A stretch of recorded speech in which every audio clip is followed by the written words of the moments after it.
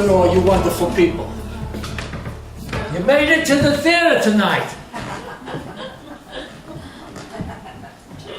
Good for you. And I'm glad you're in here because it's a jungle out there. We need to talk for a few minutes. We all know that the holidays, by which I mean Hanukkah and Christmas, that's a time for remembrance, renewal, family tradition, celebration, etc., etc.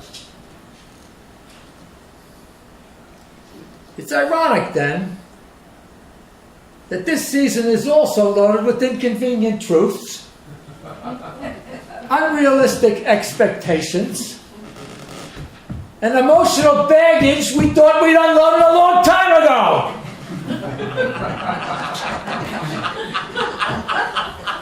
Don't get me started. Anyway, tonight, for you, we have something very special. A nice little collection of narratives we call holiday Meshugas. Stories of love, hope, anxiety, family politics, all the craziness that happens this time of year. Let me give you an example. Picture a gathering of all the relatives. A small child is hunting desperately for the menorah that the family hides every year. But that search leads to the discovery of some strange and unique objects in Aunt Millie and Uncle Frank's bedroom.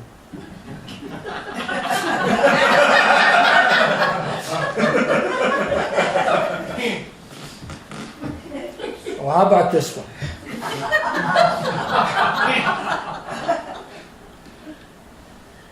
This time of year, all the charities across the planet are after you. They all want a donation. And hey, you want to do the right thing. But you're not Zuckerberg. You can't give to everybody. You have to be selective. So what if you had a couple of friendly ghosts to help you make that decision? Anyway, I could go on. I don't want to take any more of your time. I just want to leave you with one thought. All of this complexity, that's our humanity.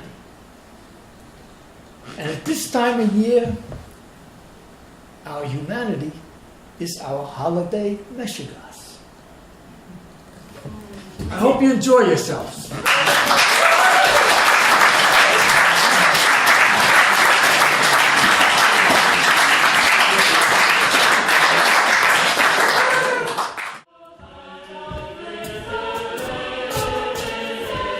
Well,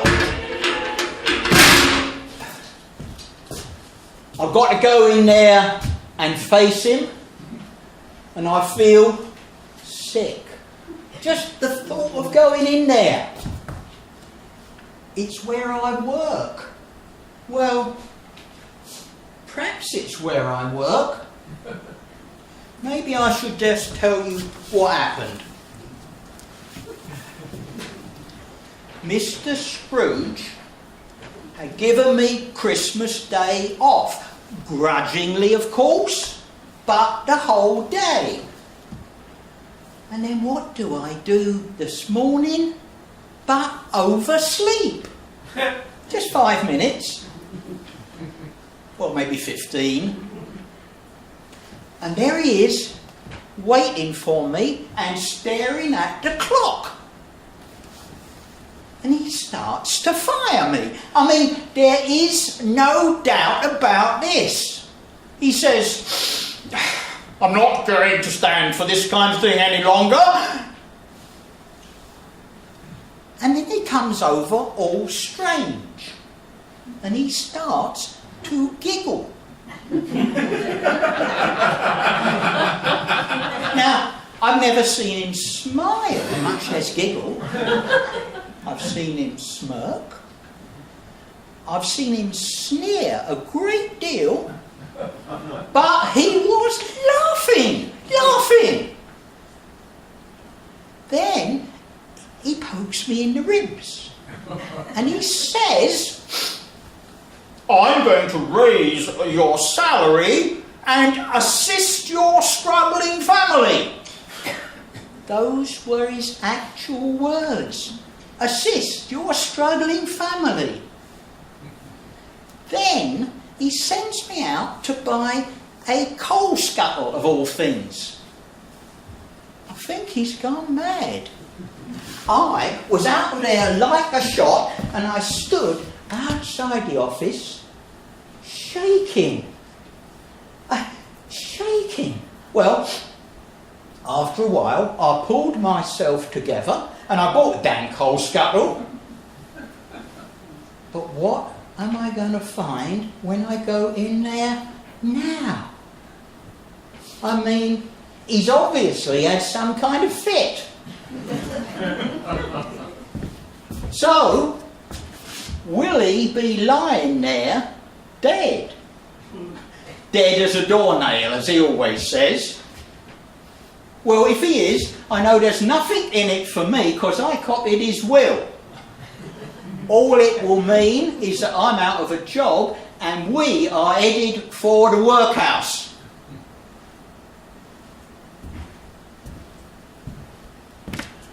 Or maybe the fit has passed and he's back to his miserable old self and he'll pick up where he left off and continue firing me. And then we're still headed for the workhouse. Or maybe, just maybe, some kind of miracle happened last night and that miserable, unlovable, unloving, lonely old man has turned into a decent human being who will raise my salary and give my family a chance at a halfway decent life. Especially for little Tim. Well, I suppose I should go and find out which it's going to be. Wish me luck.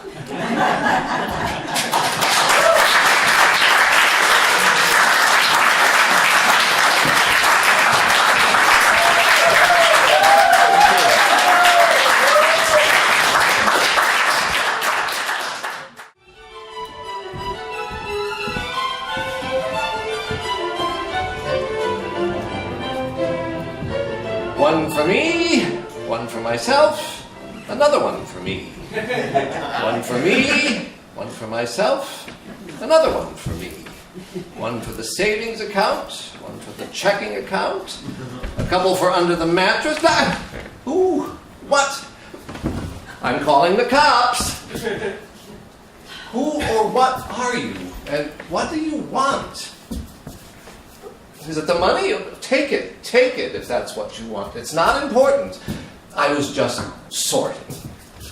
Well, maybe I was more than sorting. I was counting.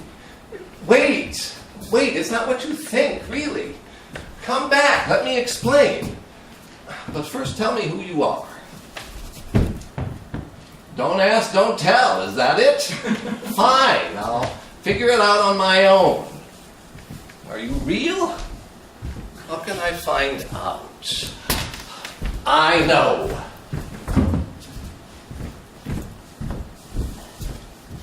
Smile. There. Now, let me see. Knew it. You're not in the picture. You're not real.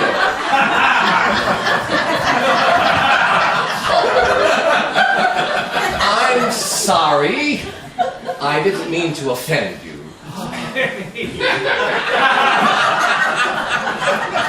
You have feelings. You're on the angel wait list, sort of waiting in the wings, so to speak. That must be it, right? But how can I be sure? I know.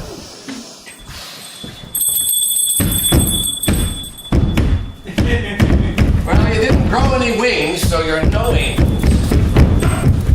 Temper, you're absolutely not angels. Sensitive, aren't we? So where does that leave us? You're ghosts. You're definitely a pair of tag-teaming ghosts. Are you here to make me feel guilty?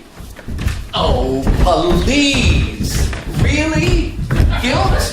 Can't you come up with something a little more creative and original than that?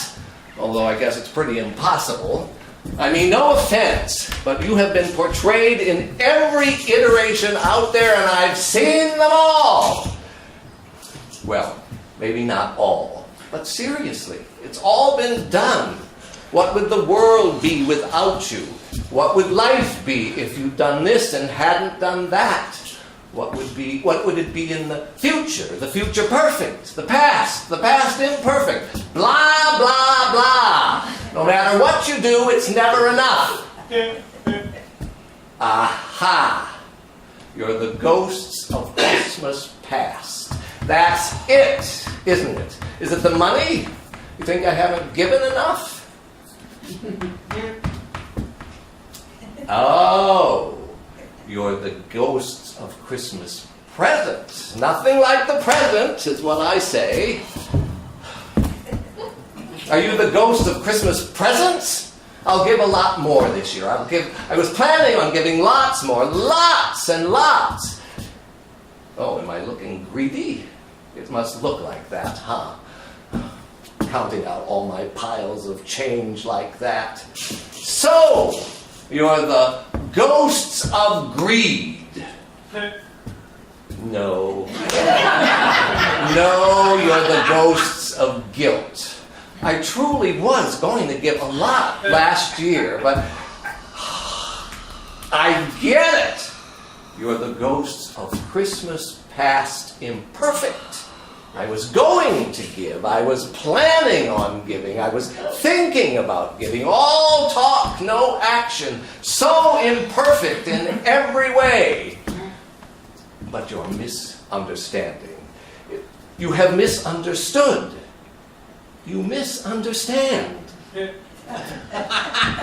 No, you're just plain wrong. It's true. In fact, you walked in the middle of my giving plan. I was just figuring out how to divide it all. Oh, you don't like the word divide, okay? I was just figuring out how to multiply all this.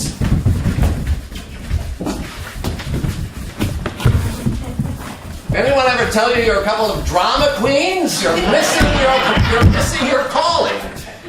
You have missed your calling. Oh, whatever. Anyway, the problem is... No, it's not a problem. The challenge is... Oh, for heavens, for crying out loud, stop it! Has anyone ever told you that you should have careers on the stage? All that energy needs an outlet. Come here. Now let's figure out how to do this. All right. I'm going to allocate the funds, create a budget, enter it into an Excel spreadsheet. Listen up, will you? You're not going to lay this guilt trip on me and then not help. Now, it's not the best way to do this, but what I'm going to do is write down the names of 3 charities that meet these 4 criteria. They depend on regular, sustaining financial contributions. They patronize local businesses and services.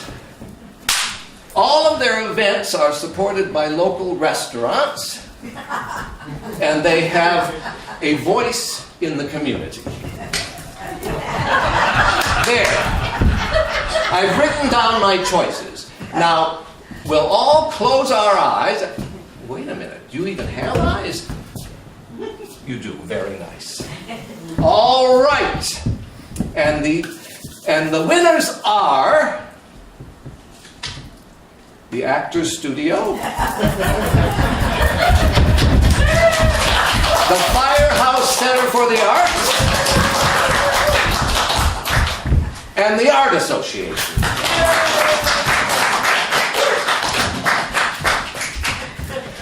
And I suggest you go out and join all three of them today. The guilt thing works both ways, you know. Now, this sounds like a perfect future.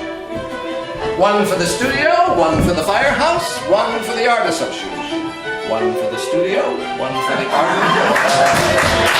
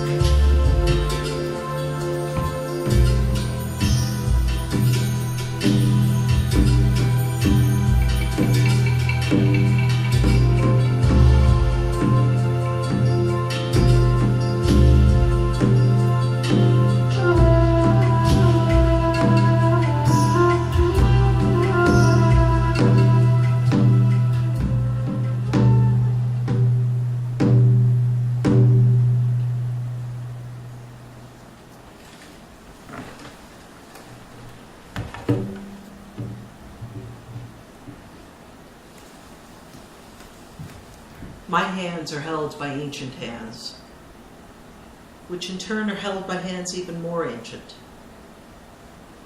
And I hold younger hands, which cradle hands younger still. And we're all held by the Mother Earth, the life force, the Great Spirit, God, the mystery of the universe. In summer, we dance in sunshine. But in the dark time, at the year's ending, before the return of the light, all of nature pulls inward. In the quiet of the long nights, the unborn creative potential within us comes nearer to the surface of our awareness, as does all of our unconsciousness, our inner darkness, our shadow selves. Of late, I've felt troubled by the issues and emotions that I struggle with, feeling lonely and frightened, full of grief and loss and despair, angry and bitter, judgmental, a full catastrophe. I felt alienated from my own body, fearing aging and death. I'm enraged by injustice and intolerance, by the greed and ignorance that allows it to be possible that the destruction of all that I love can happen. I want to lash out in righteous fury, or else just give up. lose hope, escape it all. It's all been quite present in my awareness, this struggle. I also feel the creative potential within me when I allow myself to be open to it. Fear drives it from my awareness. All the seething negativity boils up, pretending to be protective, but in reality blinding me and draining me of joy. And this is only human. This is how we are when we fear and seek to control. We see it in ourselves and are ashamed, but it's just the humanity in us. The great mystery is expressing itself through this journey that is our human existence. The universe embraces it all, contains it all, the ugly and the beautiful. Just one moment of clear awareness is enlightenment. Even a moment is enough to heal. And this is why we are here. The fear and losses, the traumas, the injustice are real. Yet I believe we are here to be a vehicle for the expression of joy. The answer to suffering is joy and love. The beauty of a broken hallelujah.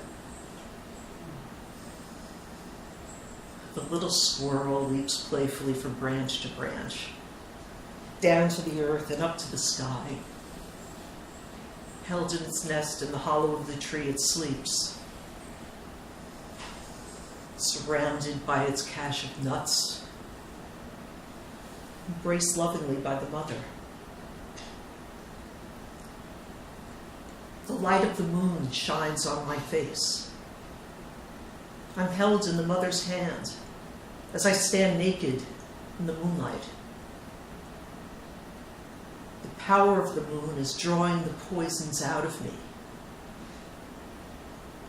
drawing the negativity, the unconsciousness, the destructive habits out of my body, like a mist rising from my chest, neck, and back. The moon absorbs it and cleanses me. My connection to the Mother Earth nurtures me and fills me with wisdom and love and joy. The new year, the return of the light. It's an opportunity to choose how I will live my life. I can see the shadow and choose to accept it and deal with it. I can see the creative potential and choose to express it. From a deep connectedness at the center of the earth, my open heart reaches through the stars to the intelligence and power that moves the universe, filling me with joy and love and wisdom. I'm not alone. I rest in the love of Mother. I come from her. I dance my song. I return to her.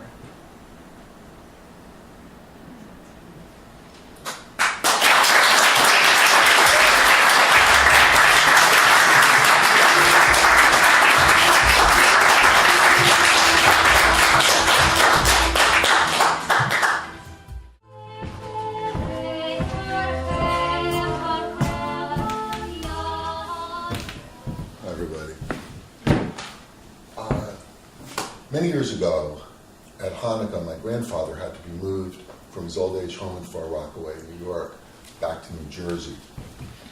When I was a child, my grandfather was a heroic figure to me, although he was a mean and disappointed little dry cleaner. His peasant family sent him out of Russia, he and his brother, they were 14 and 16, because 120 years ago it was inhospitable to Jews.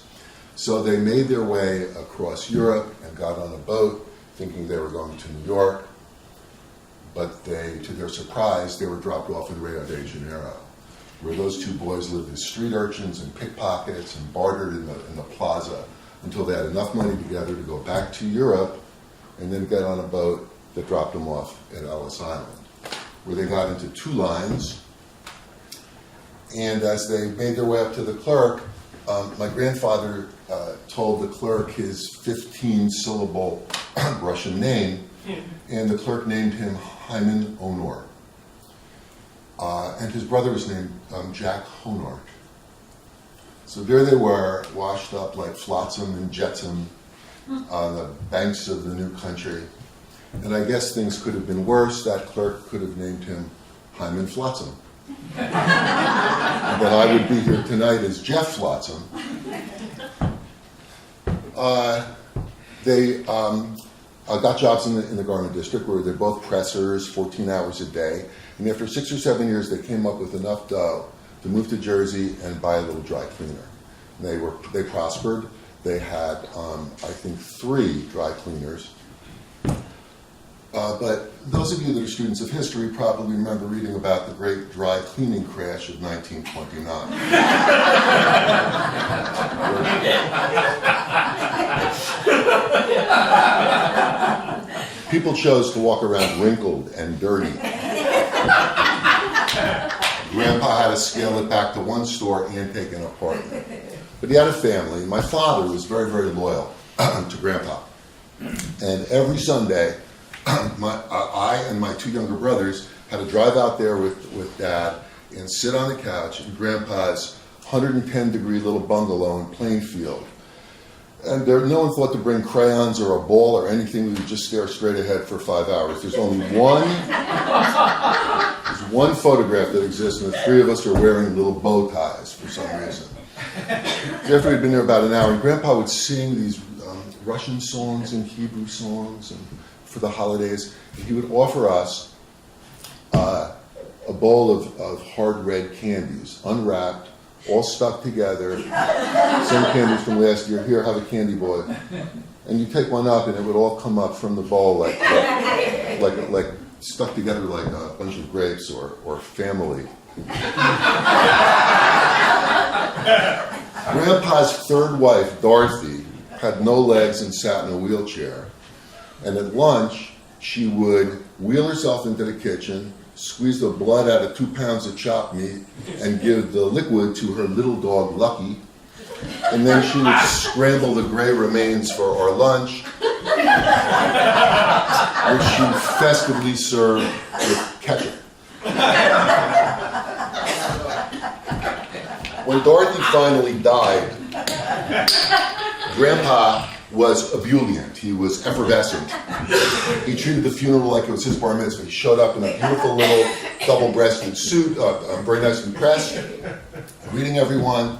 And then at the cemetery, later on, when there was maybe 10 or 12 people left, my youngest brother, Douglas, said to Grandpa, why is Grandma Dorothy's coffin so small? And Grandpa looked around like he was on the stage at Radio City and said, hey, she was short with no legs. Why buy bigger?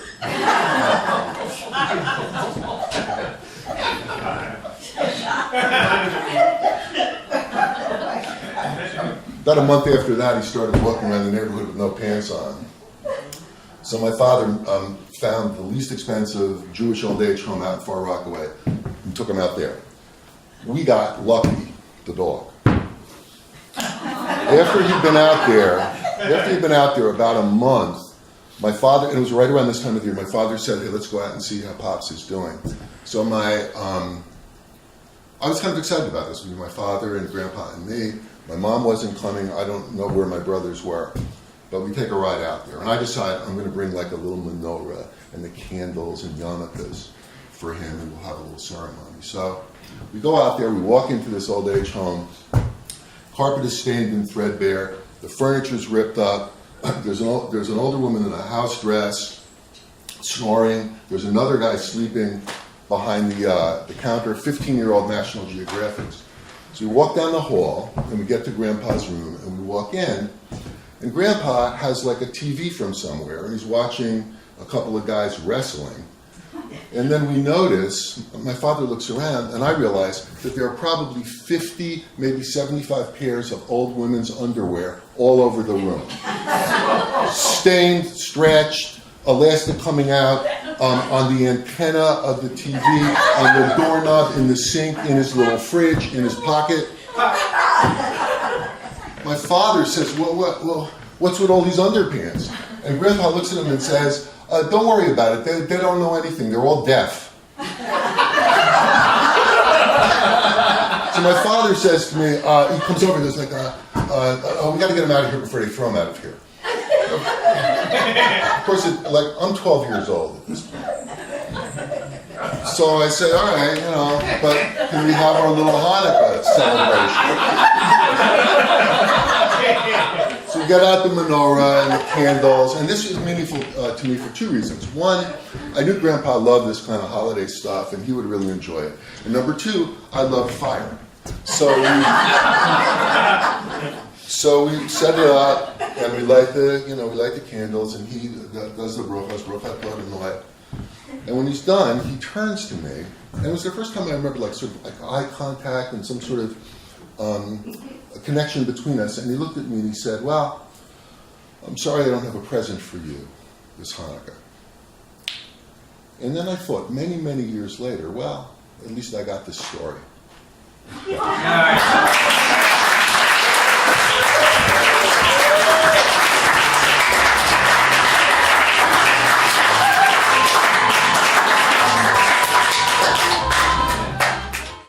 Santa Claus is coming to town. He's making a list, checking it twice, gonna find out who stole your house. Santa Claus is coming. Barry, oh my God, there is something wrong with Santa. I've known that since I was 6. Something weird. Yep. It's Clive. He won't wake up. Who's Clive? Santa. Clive is Santa. Clive is Saturday Santa. Oh, do I know him? You must. Could be. They all look alike. That's actually kind of funny. Thanks. Where is he? He's inside. Inside what? His house. Do you mean the Santa's Village house? Yeah? It's not his, it's... Jesus, May! Well, no. It's Santa's. Jesus is, well, you know. That's quaint, but so screwed up. Barry, don't be mean. This job makes me mean. You can't mean that. This is the worst season of the year. That is not very elf-like. Elves aren't real, May. You know what I mean. I'm never quite sure with you. What's that supposed to mean, huh? You get Jesus and Santa confused. They're not interchangeable. I know that. I have Christmas spirit. Yeah, so does Santa. Lots of Christmas spirit. Good old Santa. Oh, can I hear my name? Oh, dear God in heaven. I'm just playing, Santa Kid. Oh, don't you two gang up on me. Santa! Clive, I was about to call the EMT. Is someone sick? She thought you were. You appeared unresponsive. When? 5 minutes ago. Oh, Are you all right? never been better. Well, that's good. That's good. You gave May here quite a scare. Sorry, I thought I was alone in there. Oh, you're never alone in May! this. He works here. He's not one of the kids. Well, thank you, Mr. Grumpy Pants. I was in a deep trance state. I meditate. Wow. And I thought you might have been, Not sure I want to know. Passed out. Like many other Santas might be during their off hours. Really? Really? That's sad. Well, you work here a couple of years and you get, well... Cynical? Realistic. Oh, I hate to think of myself as cynical. But you assumed the worst, didn't you?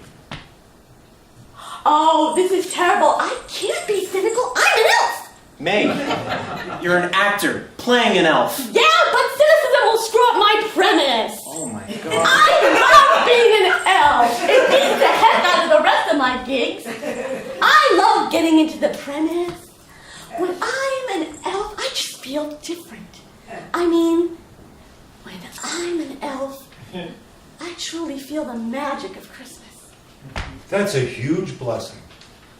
It is! You're absolutely right, Clyde. It is a blessing. A Christmas blessing. Don't encourage her. Hey, if it gets her through, who am I to judge?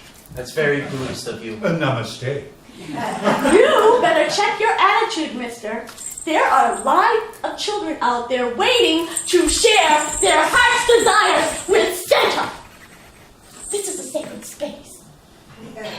Oh, I wish you could experience it in the spirit. In the spirit of what? Delusion? Fantasy? Improved sales? The spirit of the mystery. That's a beautiful statement, May. I don't know. I just hate to see people missing out. May, we make barely more than minimum wage. What am I missing out on? The possibilities, man. Holy fuck! Oh. What are you two thinking? We're in a mall. We're in the Mylar heart of hard-edge commercialism. We're about as low on the spiritual food chain as you can get. Our job is to guilt parents into spending money they don't have on meaningless shit no one needs or really even wants. Clyde, help him say something enlightened. This is not the Save a Soul mission. This is the Parkland Mall. We've been strategically placed here so no one can get past us. They have to come into Santa's village house if they want to get in the goddamn mall. It's like the dairy section back of the supermarket. It's targeted merchandising. Everybody needs milk.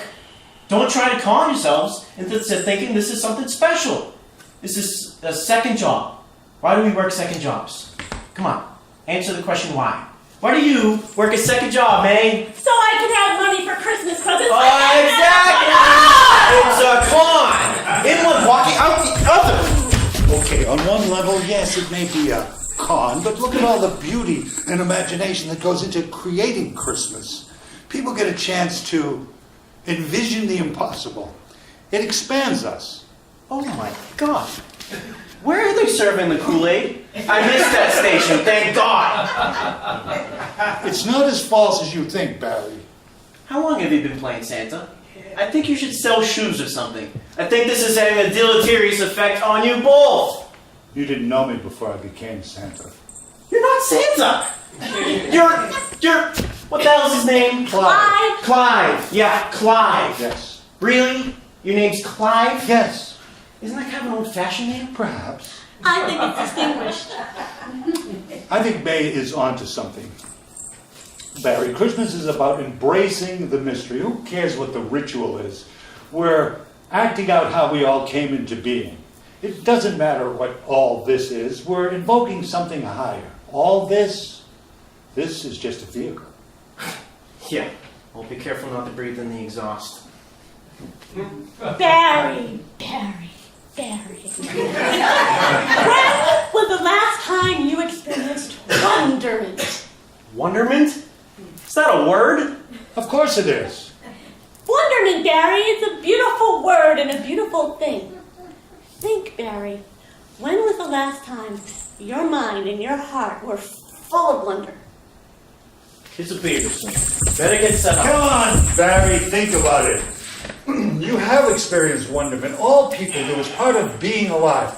Let yourself remember. It's not as difficult as you expect. Fuck you. You don't know me. I do know that you felt wonderment. That much I do know. You must have. That much I know. We're here to help, Barry. Go ahead, recall it. I don't want to. It's in your heart. Tell us. I don't need some kind of fucking Christmas intervention, all right? Barry, you're saying we're here. You're already there. Just tell us. It ain't pretty. It's all right. You've known me a long time. I can handle it. Handle it? You think you're a fucking elf. Come on, man. You can't scare us off. Out with it. Oh, fuck. Fuck.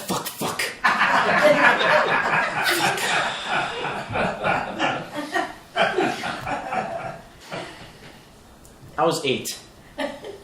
We live near the college. My dad came home early, and I was excited to see him. He opened the trunk of his car, and so I ran out to greet him. I guess I thought he had groceries or something. I come around the back fender of the car, and Dad is leaning into the trunk. And there in front of me is a trunk full of things. Presents. So many presents. We were poor, and we'd always been poor. We weren't used to any kind of real Christmas. I couldn't believe my eyes. I really thought right then and there a miracle had happened. I thought we suddenly weren't poor anymore. I could hardly believe my dad could pull off something like that. He spun around with this horrible look on his face, and he shouted, "Don't look!" And he slammed the trunk door as hard as he could. I didn't have time to get out of the way, and the trunk of that old Buick came crashing down the back of my head, smashed my face in the bottom lip of the trunk. Next thing I remember was being at the hospital. My mom was there. One eye was swollen shut. They'd sewn my head and my lip back up. They even put my tooth back in. Did you know they could do that? I found out later that my dad had been taken to jail. My mom did it. She finally said she couldn't take it anymore. We never saw those presents. They never made it into the house. On Christmas Day, there are a few things on the tree. Practical things. Things my mom knew we needed. She spoke softly. She was being gentle with us. She didn't try to pretend that we should be happy. She just wanted to make sure we felt safe. Oh, Barry, I'm so sorry that happened to you. Yeah. Merry fucking Christmas, huh? You can reclaim it, you know. What? That? No, the idea that anything is possible. I don't think it leads anywhere worth going. That's because you got bashed in the head right at that moment. And? Come on, laddie boy, life is yours for the taking. You don't have to live your father's legacy. Laddie boy? Where do you come from? Who talks like that? The kids will be here soon. You better set up. Oh, fabulous. The kids. Just look in their faces. The magic is there. They'll give you more than you ever imagined. Jesus, man, you got it bad. No, it's okay.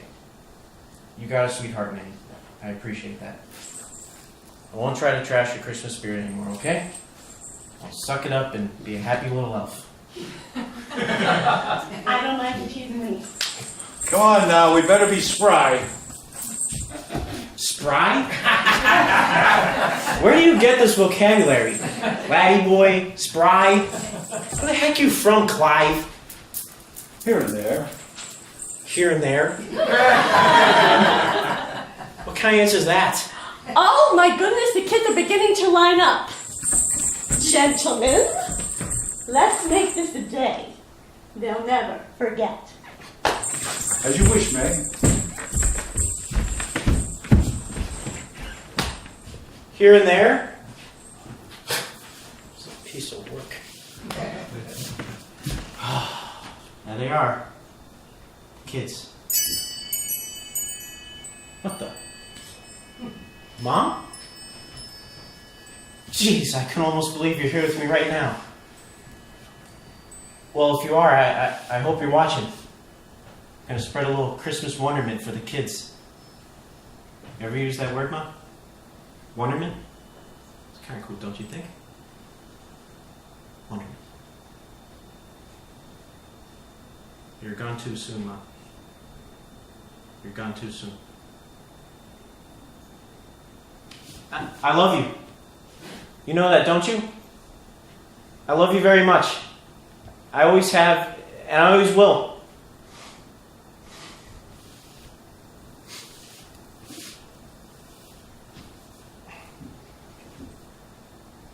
Hey there, little fellow. What's your name? I'm Oswald the Elf. Have you met Santa yet? Saves you when you're Get along.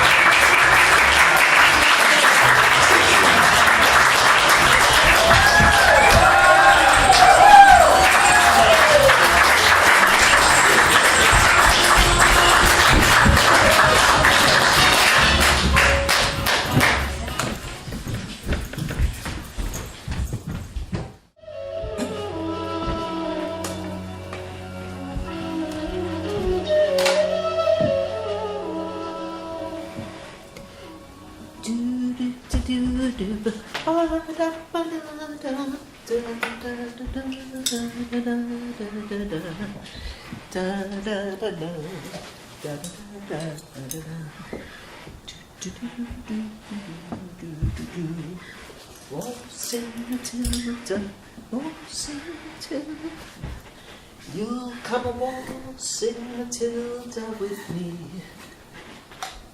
and the ghost may be heard as it passes by the billabong. You'll come along, sing Matilda with me. Do, do, do, do, do.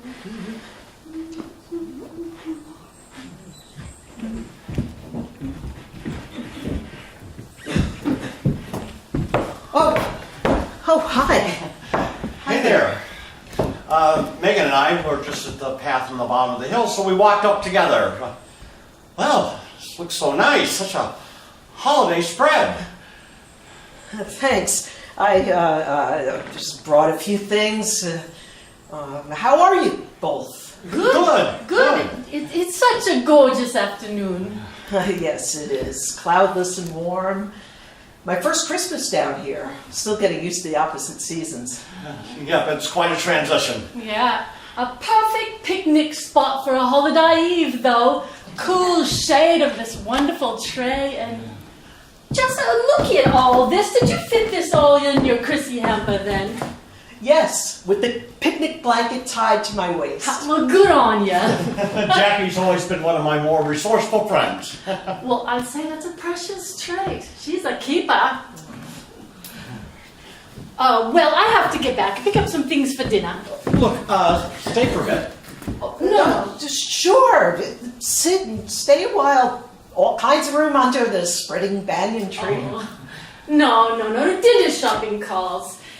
It's beautiful here. I'm envious, but have a nice picnic. Bye-bye. I'll walk you back to your car. Oh, don't be silly. Thanks for the walk. Bye, Nick. See you soon. Happy Christmas. Have fun. Don't let the wombat steal your supper. Happy Christmas.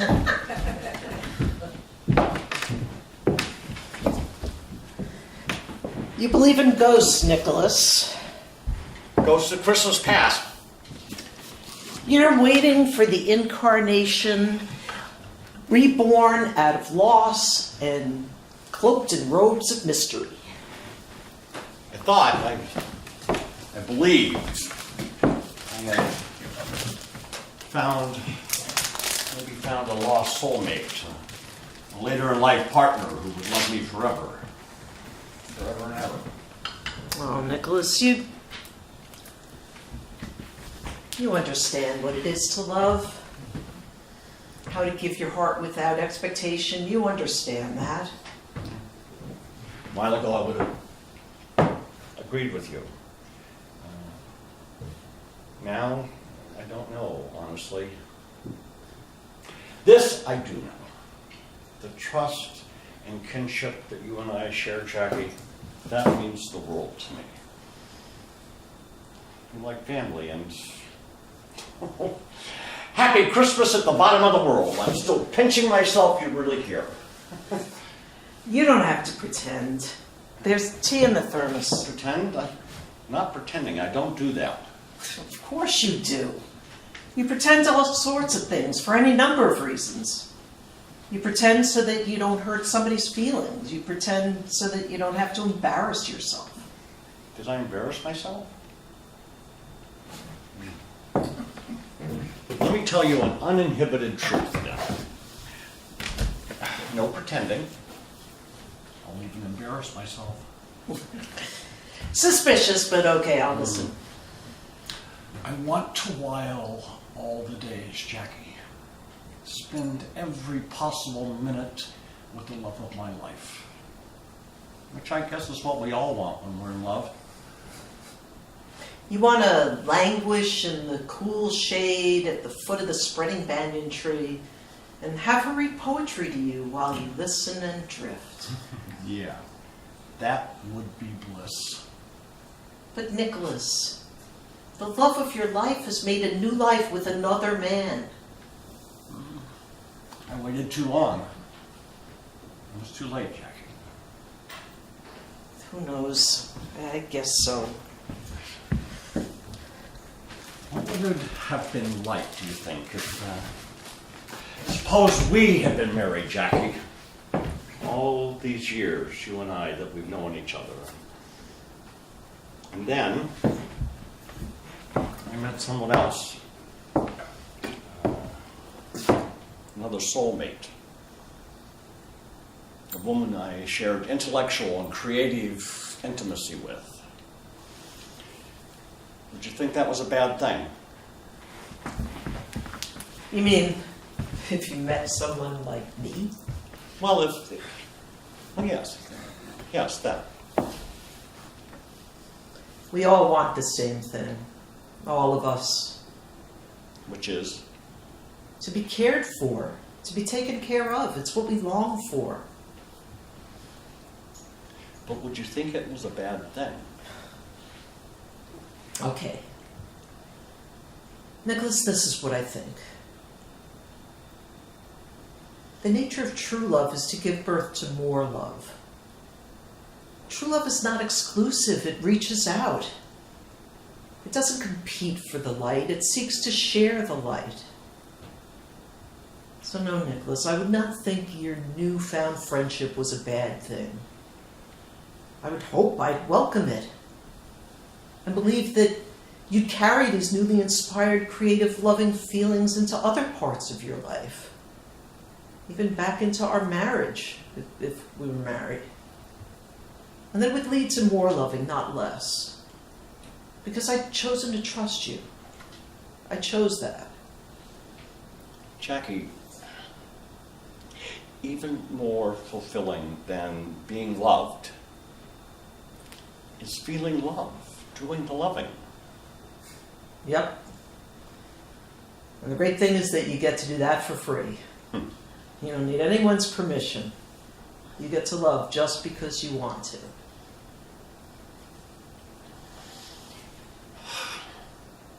She may not love me back, but she can't stop me from loving her. Indeed. And you can't stop me following halfway around the world to spend Christmas with you. True that. You know, Jackie, when I'm exhausted and wrung out, emotionally wrung out, like I am now, it's when I have the least energy to reach out, when I need to be cared for, like I'm feeling now. It can still happen. You can still be cared for. But there is one thing that's up to you to do. One thing. You have to ask. When you're wrung out, you can ask for what you need, what you want. She's not here to read me poetry on the banyan tree, remember? No, she's not. But I am. I know I can't be her, can't replace her. But I can read poetry, Nicholas. I could be kind. I know how to care. I could comfort you. That's sweet. So, lie down and close your eyes. What, you've got a book of poetry somewhere? No, I have some here in my head, committed to memory. I'm not going to read, I'm going to recite. Wow. Okay. So, we'll sit here in the grass under the tree. You may even languish if you like. All right. Find a comfortable, soft place to rest your head. Anywhere you like.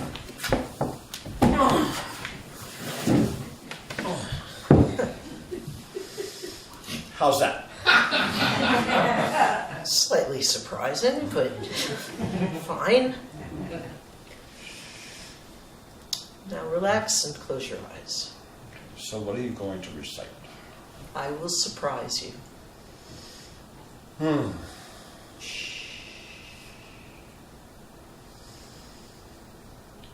I am your mistress. I am the moon at midnight, and I have been with you, my love. I followed you into the woods, watched through the trees. Once or twice even, I showed myself openly, revealed from behind a tree, my light flecking the forest floor. I remember dimly how it is a man loves a woman, tracing every curve and dimple, finding amazement and lingering at every naked blemish, loving the imperfection of a face, the hazy, dank perfume of night. Through the treetops, in the gathering coolness of the night forest, you loved me like that.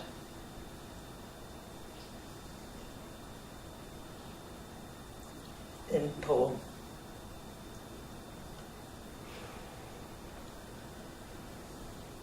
Goodness, Jackie.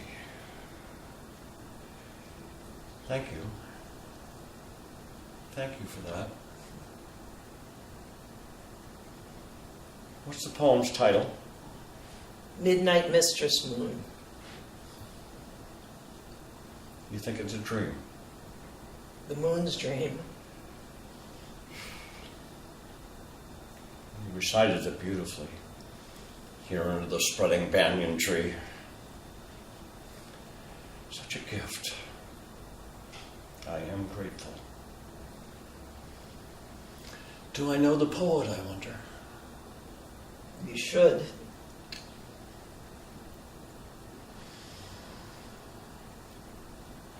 The voice is familiar to me. Who is it, I wonder? The voice is familiar to you.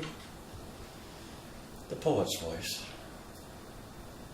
I may have heard it 1,000 times. I am the moon at midnight. And I have been with you, my love.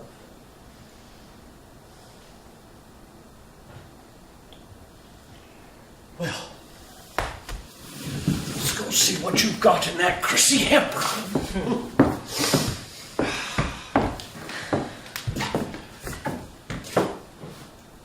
Happy Christmas, Jackie.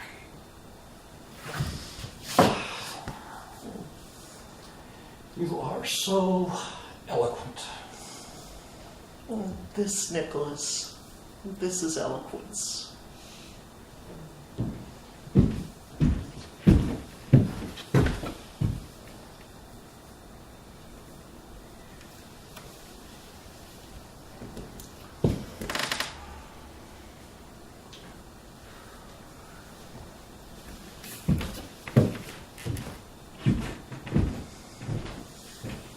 Happy Christmas, Nick, here at the bottom of the world.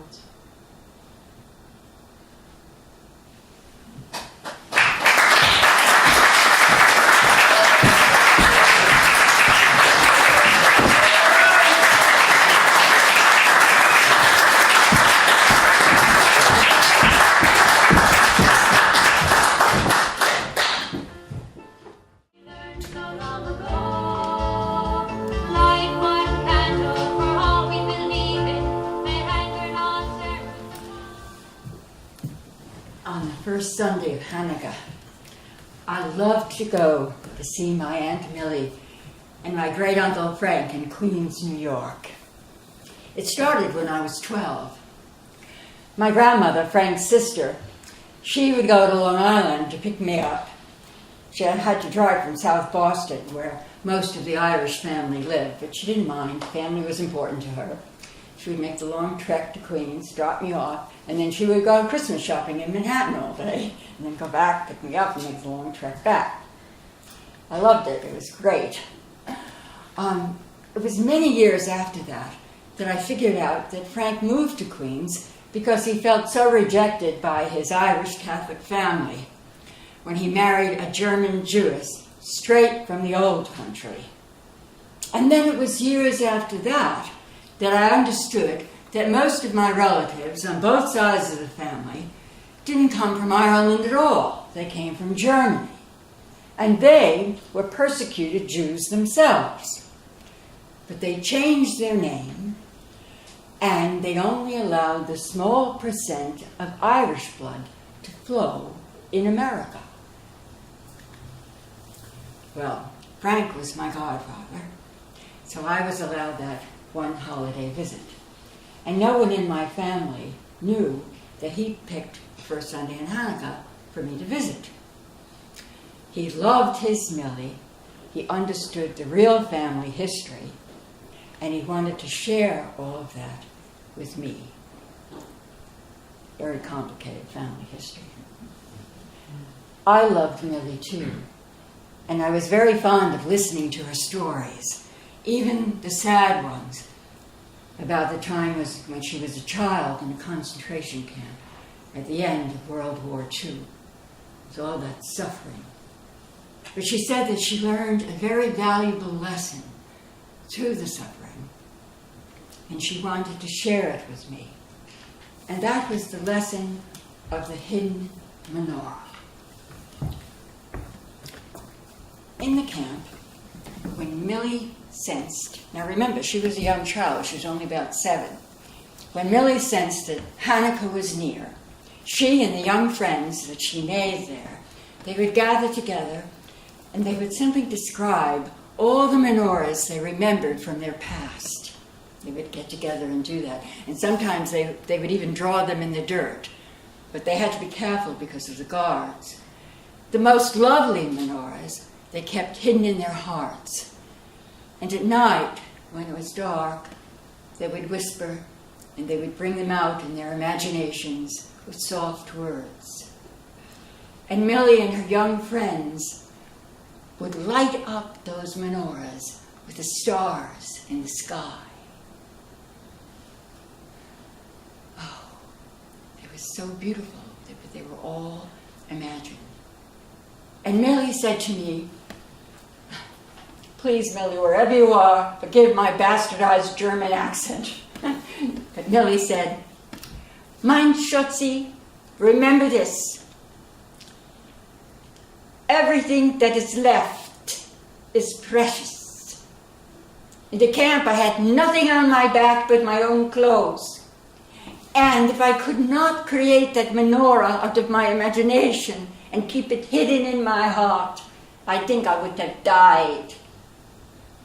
The gods, they could not see my hidden secret. They could not see when I hid the secret. That hidden menorah survived. So now, even now in freedom, every Hanukkah, I hide the menorah. And now, mein Schatzi, you can find it and bring it to the light." So every Hanukkah when I visited Millie and Frank, Millie would hide the menorah and I would search through the apartment until I found it. And then we would gather and we would light the first candle. But I never forgot the first time when I was 12.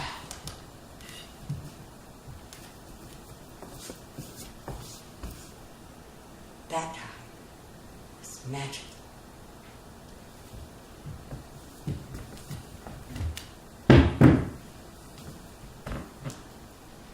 Now I'm going to take you on the tour that I made now that I'm 12 of that railroad tenement apartment. We only have time to go through 2 of the rooms. There were 4. And I don't know if you understand what a railroad apartment is, a tenement apartment. There were a lot of them in Queens. Just like a railroad train. All the rooms are hooked together like railroad cars. It's lots of fun, especially when you're a kid. Sometimes I would run through them. So we don't have too much time. So we're going to have some fun doing this. I'm going to look for the menorah. Now, my grown-up self might try to intersperse or say a couple of lines here. And when I grew up, I thought I knew a lot of things. And I had a lot of opinions. So I might try to say some things as my grown-up self. But we're going to take this tour with me at 12, okay? Now, there are 2 rooms. The first room is the middle room, which is supposed to be the dining room. Okay? Now, my shoes always fall off. The middle of the dining room has a table. Very large, oval, has these big clunky legs, and it has a tablecloth that's made out of real cloth. Real cloth. Lace. It's a little tattered. Looks kind of nice. Now, this room is kind of complicated because Millie and Frank used it, well, not to eat in.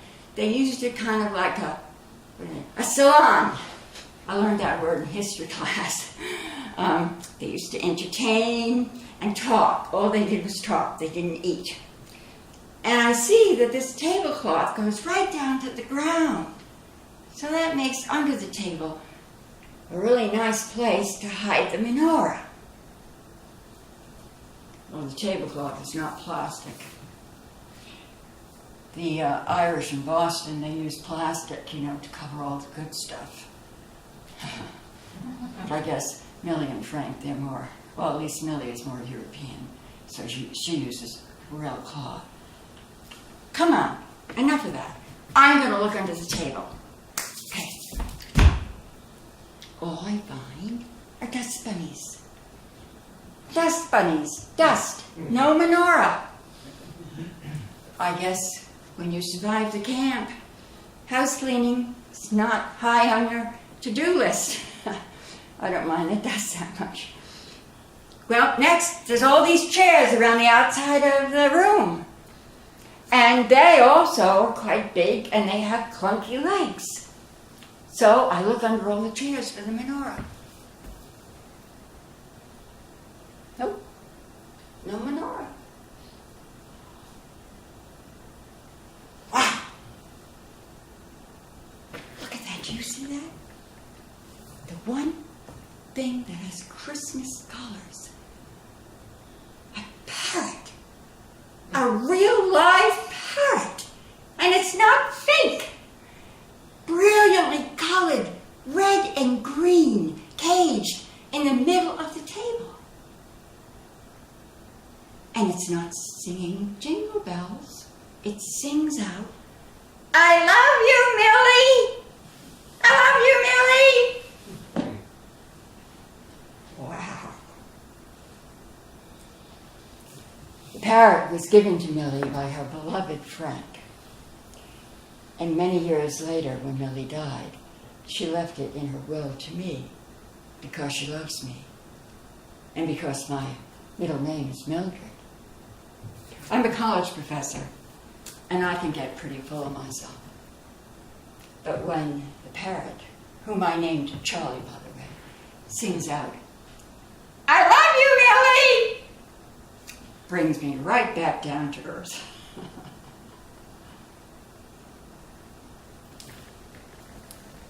Right next to the parrot is a very large pot. I think it's a lobster pot. And it's a perfect hiding place for the menorah. I know that's where it is. Oh, well, I'm not too disappointed. No menorah, but there's rich, creamy rice pudding. I bet we're going to have that after we light the first candle. Millie used to try to fatten me up when I was in college with the rice pudding. It's one of the only dishes in her limited recipe book. She didn't cook very often. I don't know. This room is perfect to hide a menorah in. It's got so many hiding places, but I can't find it. And I don't want to disappoint Millie. It's not here. Well, we're going to go to the next room, which is the last room. And probably even more interesting than this one, because it's the bedroom.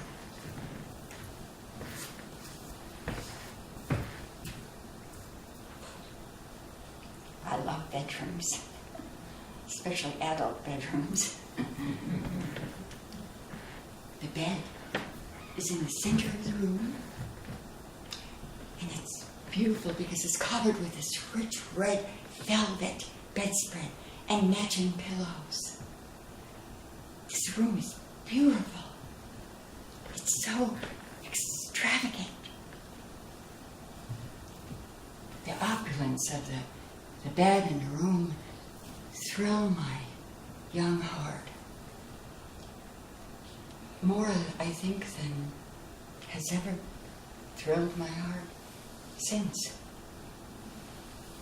Oh, and there's this scatter rug that's thick, pink. It covers so much of the floor. And it's so thick that maybe the menorah would even fit under it, but it's not there. No, it's not there. And on the bed there's this nightgown, beautiful nightgown, soft, made out of nylon, ivory, and next to it is this man's robe, heavy, soft, the same color. I pick it up and wrap it myself in its smell and touch. Oh, this old-fashioned, dusty place with a bright parrot and this special room.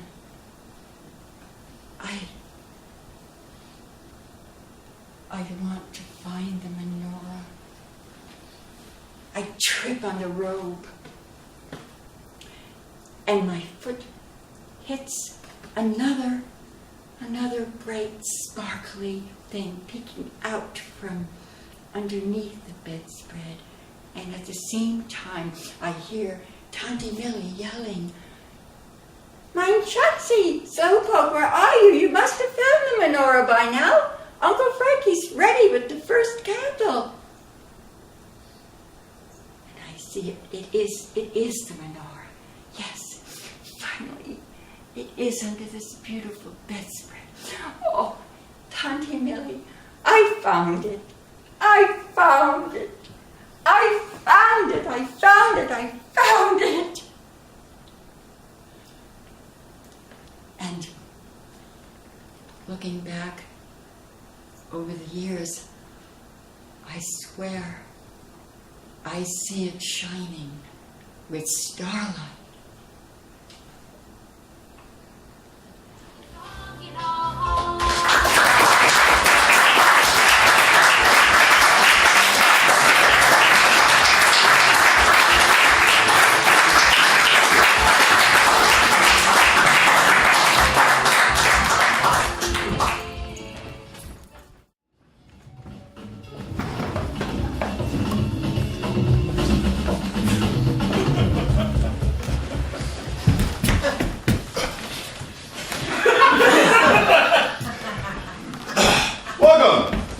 Sterling, Cooper, and anyhow, welcome Santa. And let me just say how pleased and excited, well, just mad about working on this project with you. I hope so. Santa, let me introduce my assistants. Pete is our expert numbers cruncher, and Peggy is my assistant creative director. Oh, hey Peggy, looks like Santa could use more coffee. Checking my Apple Watch. Oh, look at that. It's 2016.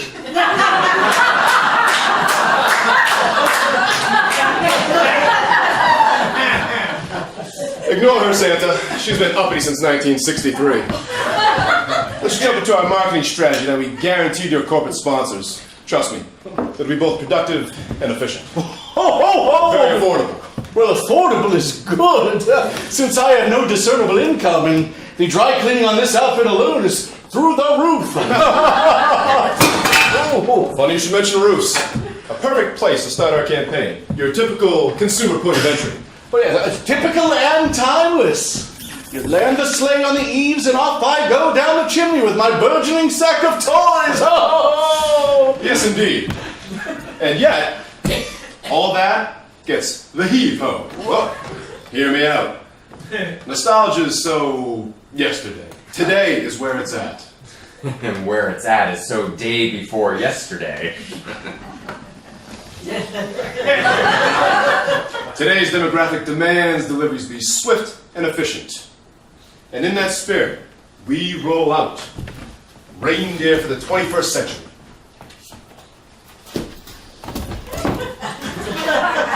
Drone delivery. That little doohickey is supposed to replace my sleigh and 8 reindeer? And you.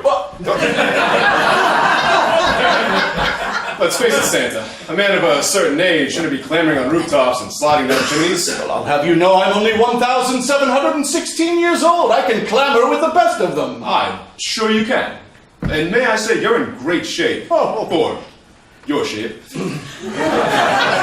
But in our view, there are better position roles for you. What could be more important than personally delivering the toys to the good little girls and boys? Well, I see we have as much ground to cover as you do. Simply put, your global house-to-house delivery approach is, admit it, completely unwieldy. No. Even the U.S. Postal Service is more efficient. Drones, the new wave. Amazon is beta testing them as we speak, skipping the whole time suck of individual rooftop reindeer landing, and not to mention chimney bungee jumping, would free you up to do what you do best. Mall meet and greets, photo ops, TV spots, And don't forget to mention, Don, collective bargaining for the elves. Oh, I like the sound of that. Will my corporate sponsors contribute to their 401k? I always feel so guilty that I get all the kudos while they work in the background for slave wages. About this elf issue, we need to put a more positive spin on it. The SPCC and DSS are putting pressure on your corporate toy sponsors, and the publicity is wretched. And where did these elves come from? Are they the Lost Boys from Peter Pan, or the dwarves from... Pete, we don't use the D word anymore. Remember, it's little people. Yes. Thank you, Peggy. The little people from Oz. To get you up to speed, Santa, this is a real political hot button. If they're illegals and we don't handle this right, not only will you lose mass market, but INS will be up your butt posterior trying to deport them back to Oz or Neverland or wherever you imported them from. Oh! Ho, ho, ho! Now, they may make occasional guest appearances with me, but the elves are bona fide residents of the North Pole. I think we're covered on that. Yeah. No. If they assist you in your marketing campaign in any public capacity, we need to get them all green cards. And to that point, Santa, Peggy failed to mention that there's the question of you bringing in foreign unquarantined animals, to which reindeer. And while we're on the subject, for that matter, do you have a green card? No, but I have a red card. Better red than dead. Another political hot button. I can see we have a lot of work to do here. Don't say that again. While I appreciate your obsessive, extraneous attention to detail, Peggy, can we move off the immigration issues? We'll have our legal team look into it and tweet for damage control. For now, I want Santa off rooftops and out of potential breaking and entering charges. Everyone is ADT now. These are truly xenophobic times. What? Wait, who's phobic about Xena? She's my favorite queen of the jungle. In fact, that little Tarzan outfit of hers really gets my Santa ticker ticking. No, Santa. That's Sheena. Xena is the princess warrior, but I totally agree with you. Sheena is hotter. But actually, Dawn meant... Oh, Xena, Sheena, whatever. I forgot what I meant. Let's have a drink.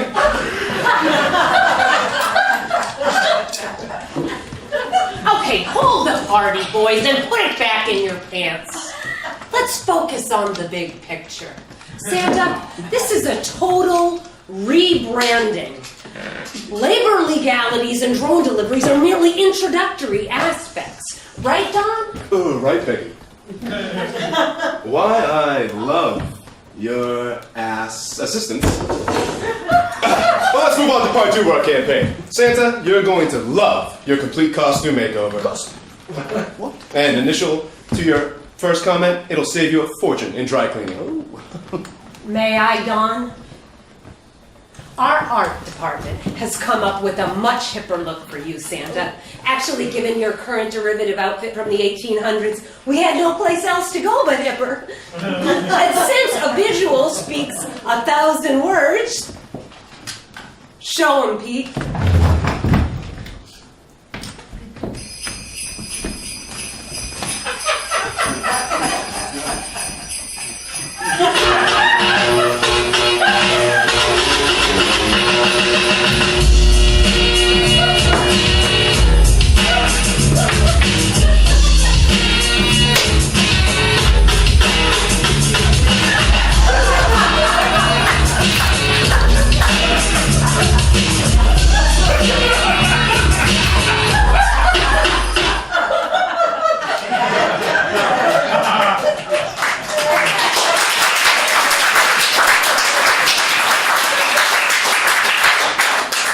No, I think people may confuse me with Superman. Trust me, they won't. I mean, this is so you, the new you. It's all superheroes all the time. You jump on that trend as the latest and greatest Christmas hero, Big S. Big S? I kind of like the sound of that. Who was this Claus feller anyway? Wasn't he one of the Von Trapps? I'm not even German. Which, in fact, Santa Claus derives from the real St. Nicholas, originally a Greek bishop from Turkey around 300 AD. Somehow he got traction without a marketing firm and got buzzed throughout all of Europe. In the Netherlands, he became Sint-Herr Nicolaas, later shortened to Sinterklaas, and the Dutch settlers of New York brought the tradition to America to the first advertisers of the early 19th century. Voila, your current incarnation in full regalia. Thank you, Peggy. TMI. So, you can see how long you've been parading around in that same tired costume, delivering the same tired slogan. Thus, last but not least, may I reveal our new Big S greeting. Way snapping that title, the ho ho ho. What? No, everybody loves ho ho ho. Yeah, no. What? Ready for it? Yes. No, do I have a choice? Pete! Yo, yo, yo! Which says it all. It does. And with it, we have an amazingly catchy new tagline for you, Santa. Listen as it rolls off the tongue. Yo, yo, yo, you been good. And then, yo, yo, yo, I got the goods. Or better still, my idea. Yo, even though you've been bad, yo, yo, yo, yo, here's your goodies. That doesn't work, Pete. We already talked about that. We did. And our focus groups revealed that parents want to buy tons of useless stuff for their kids for Christmas. Good or bad, irrelevant. We want them to have it all. So I came up with a new and improved tagline. Yo, yo, yo. You asked for it, you got it.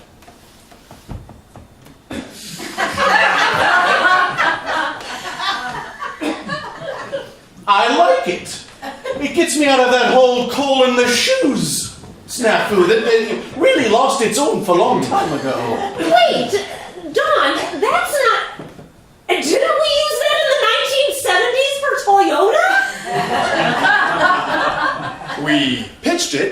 they didn't take it, Peggy. And besides, it's way better than anything you thought of. Dawn, as much as I hate to back Peggy, I think that they did take it. Of course they did. You asked for it, you got it, Toyo. It was everywhere. Peggy! Peggy. In case you haven't noticed, you're a girl. Hence, lucky to have a seat at the table at all.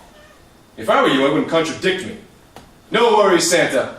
Even if that's so, we'll say, yo asked for it, yo got it, which is way different. I'll put the intellectual property legal team on it today, but I'm sure we're good to go. Listen, I appreciate your efforts, everyone, but I was looking for a small tweak to the Santa strategy, not a complete overhaul. I'm not ready for all these changes, and, well, rather fond of myself. And since that Danish is clearly not market baskets, I think this firm is probably out of my price range. No worries, Santa. We're on retainer with Toys R Us, Babies R Us, Kids R Us, Teens R Us, Delinquents R Us, Hasbro, Mattel, and Nintendo. This project has total corporate backing. They all ganged up on me? I thought they liked me just the way I am. Wait, am I being retired? Not retired. Rebranded. Wake up and smell your butt singeing in the fireplace, big ass. You can either climb aboard the American corporate train of consumer progress, or be left at the station. Well, toot toot! I'm in! As long as Mrs. Big S is on board. Of course, it's a huge decision. Take your time. How much time do you need? An hour? Yes! Yeah, we need to get cracking on this image, this new image. We're starting off with a TV ad campaign, some guerrilla marketing in Times Square, and we have to be positioned to hit the ground running prior to Turkey Day. The corporate backers are going to love this, and so will the credit card companies. Hey, wait. Light bulb idea? New Black Friday slogan. Yo, yo, yo! Oh! It's get into the red with the big S! Pete, I thought you were our financial whiz. Why would anyone want to get into the red? That's like deficit spending. And yet what everyone does at Christmas, is that a secret? No, but hardly a positive marketing angle. Why don't you stick to the numbers, Pete, and let me handle the creative, okay? You guys seem a bit at odds with each other. What gives? They had a little thing that didn't work out. Actually, kind of a complicated and nuanced human drama, but we decided to skip that in season 2. Dawn, that's private information. And anyhow, I thought you didn't know. I wonder who told him. That makes 2 of us. Enough about them, big ass. Let's get back to me. Every Christmas, I'm kind of down in the dumps as well as in the red. Oh. Donnie, climb up here and we'll talk.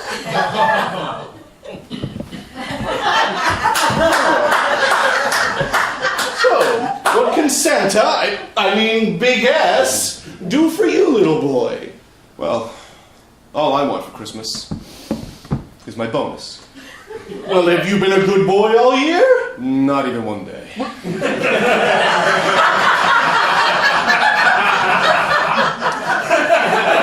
I've been mostly drunk or hungover. I've ignored my 3 kids who were being raised by a local politician. I cheated on my wife and married my secretary. Then I cheated on my old secretary / new wife with my neighbor's wife. And then I hit on the girl in the coffee shop. I think I might have a little alcohol and sex addiction problem. Well, Donnie, I know we decided to get rid of the whole good boy, bad boy thing now, but you're in the way bad category. Maybe you don't deserve a bonus this year? Look, I'm just spitballing here. to cheer you up, but Yes? look, I'm sad to see the old Santa go, but you've more than made your case, so yo, I'm in. And this is such a huge account for Sterling and whomever. I'm sure they'll rethink your bonus. Oh, yay! What about us? I'm sure you don't deserve one either, but sure, why not? Bonuses all around! And the bigger the better! It's the American way! As long as your company has a Toys for Tots bin in your lobby, it can entice consumers into the red, gobble up those profits, and you're good to go! Yo, yo, yo!